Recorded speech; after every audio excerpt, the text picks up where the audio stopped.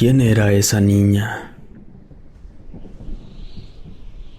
Mi nombre es Mariana. Soy una mujer que, hasta que sucedió lo que estoy por contar, era muy escéptica a todo lo relacionado con lo sobrenatural.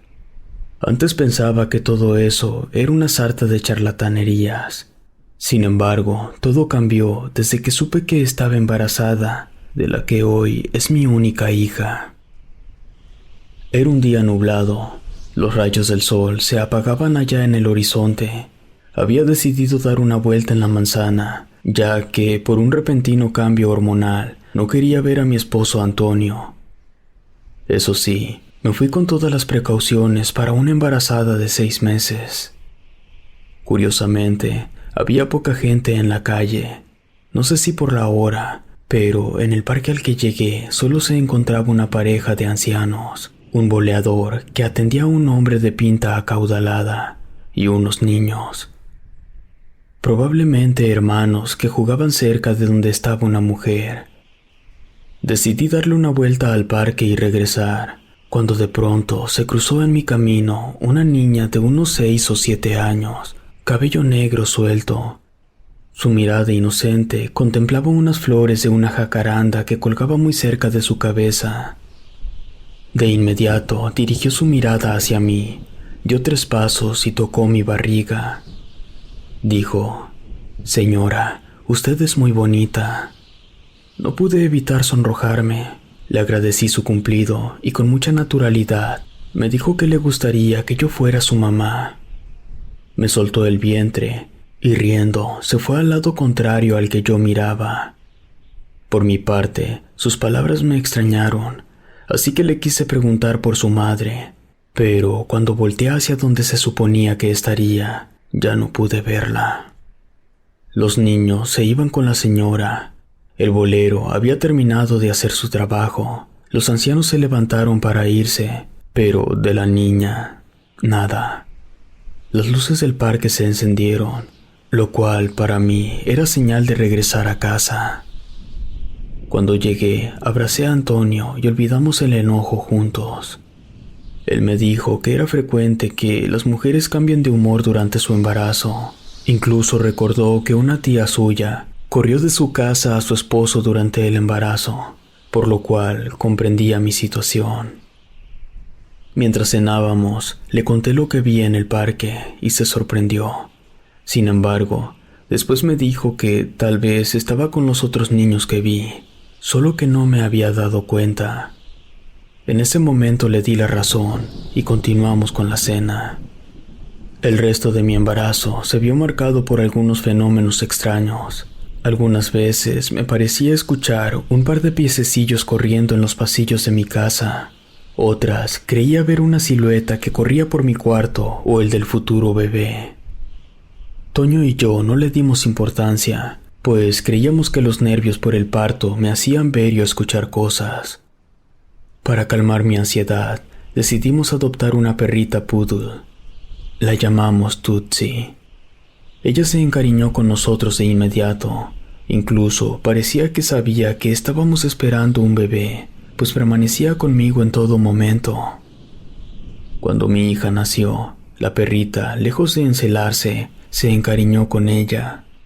Decidí llamar a mi niña Beatriz, y fuera de algunas complicaciones en el parto, sus 4 primeros años de vida fueron normales. Una noche, Tutsi estaba muy inquieta, aullaba y rascaba la puerta de la habitación de mi hija como si quisiera entrar. Sin embargo, mi hija tenía un pequeño problema de alergia a los pelos de perro, así que por órdenes médicas tenía que dormir separada de la perrita. Antonio salió varias veces a callarla, hasta que comprendió que debía meterla a nuestro cuarto para tranquilizarla. Al hacerlo, aprovechó para asomarse a la habitación de Beatriz. Según me dijo, parecía que dormía profundamente. Todo el ajetreo me espantó el sueño. Hasta que dieron las 4 de la mañana pude dormir un poco. La alarma de Toño sonó a las 6, lo cual hizo que me despertara. Aún adormilada, abrí los ojos y juraría que vi frente a nuestra cama una figura como el de una niña. Creí que era Beatriz, así que le dije que volviera a dormir. De pronto, escuché que se reía muy extraño. Eso provocó que me despertara por completo. Sin embargo, la silueta de la niña se había desvanecido. Quise pensar que fue un sueño, pero todo empeoró cuando Tutsi empezó a gruñir hacia la misma dirección en la que yo había visto la silueta. Molesto por oír a la perrita, Toño se levantó y la sacó. Luego preparó sus cosas para bañarse, mientras yo le hice desayuno. Quise decirle lo que vi, pero se excusó de que se le hacía tarde, y tan pronto terminó su desayuno se fue. Desperté a Beatriz para llevarla a su guardería, donde estaba aprendiendo a dibujar. Hasta ese día hacía cosas muy básicas, pero muy coloridas. A su padre lo representaba con palillos rojos, a mí me pintaba de color azul y a la perrita de amarillo. Sin embargo, a partir de ese día tan extraño, empezó a dibujar una cuarta persona. Ella decía que era su hermanita. La profesora decía que a esa edad era muy normal que tuviera amigos imaginarios, así que no debía parecerme extraño. Sin embargo, los dibujos de Beatriz incluían a su hermanita con mayor frecuencia, hasta el día que era lo único que dibujaba. Un año después, Beatriz me dijo algo que me alteró demasiado. Mami, mi hermanita me enseñó un juego. Es de que me meto debajo de las cobijas y estoy enterrada. Mira. Dicho esto, corrió a su cama y se metió a las cobijas, y después dijo: ahora debo dejar de respirar y quedarme quietecita. Eso me dijo mi hermanita. Rápidamente la saqué de su cama y ella parecía no reaccionar. Después de sacudirla, me dijo: mamá, se supone que no debo responderte. Ya perdí. Mi hermanita me ganó. En verdad, me quedé muy preocupada por eso. Una noche, Beatriz me despertó a media madrugada, acompañada por Tutsi. Decía que su hermanita se enojó con ella y le tiró sus juguetes. Toño fue a su habitación y, extrañado, vio cómo todo estaba muy desordenado. Era imposible que nuestra hija pudiera hacer semejante tiradero. Por intercesión mía, pude convencerlo de que se quedara con nosotros, y en la mañana veríamos cómo recoger su habitación. Varias noches sucedía lo mismo, hasta que en definitiva no pudo volver a dormir en su habitación. Toño seguía escéptico, pero yo ya no tenía dudas de que algo fuera de este mundo quería dañar a mi hija. Una mañana de invierno desperté a Beatriz para llevarla a su guardería. Toño aún no salía, así que estuvo presente para escucharme decir que nuestra hija tenía temperatura. Deliraba mucho y sus labios se veían morados. Él pidió permiso en su trabajo y la llevamos al médico. En el consultorio nos dijeron que casi tenía 40 grados de temperatura, así que de inmediato la desvistieron, la metieron en una tina y le dieron medicamentos. Sin embargo, no fue suficiente, así que se tuvo que quedar en el hospital. Los doctores le diagnosticaron neumonía, lo cual nos asustó a ambos. Sin embargo, había una evolución favorable gracias a que la habíamos llevado a tiempo para su tratamiento. En total, pasamos 4 noches en el hospital y yo la tuve que acompañar debido a que Toño tenía que seguir en su trabajo. En el 5.º día fue dada de alta en la mañana. Cuando cruzamos las puertas del hospital, yo le prometí que haríamos una fiesta en grande para su cumpleaños dentro de 2 meses. Ella se emocionó mucho, pero después me dijo que si podía invitar a su hermanita. Yo le dije que no era necesario. Sin embargo, ella se veía algo preocupada. ¿Tu hermanita te hizo algo para que te enfermaras?, le pregunté. Beatriz se encogió de hombros y me dijo que no estaba segura.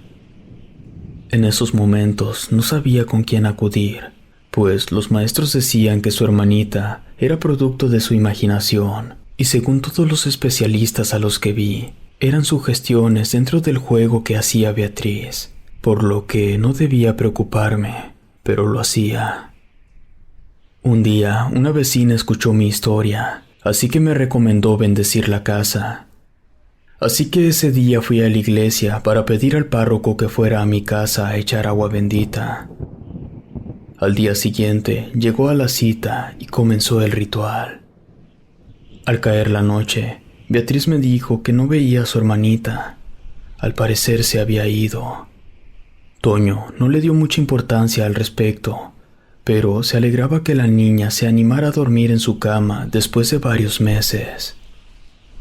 Tutsi también se veía muy contenta. Sin embargo, la noche anterior a la fiesta del 5º cumpleaños de Beatriz, estábamos Toño y yo preparando los dulces para la piñata.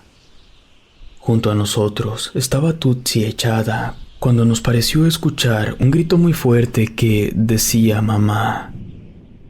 Toño se alteró y fue a la habitación de mi hija. Cuando regresó, estaba muy desconcertado, pues me dijo que al entrar, Beatriz estaba profundamente dormida. Los dos sentimos escalofríos al escuchar el grito. De pronto, Tutsi se levantó de su camita y se echó a correr como si persiguiera algo.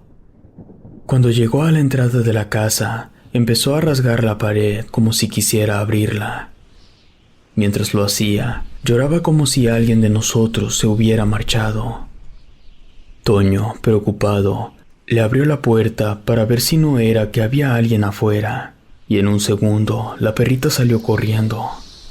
Ninguno de los dos pudo hacer nada.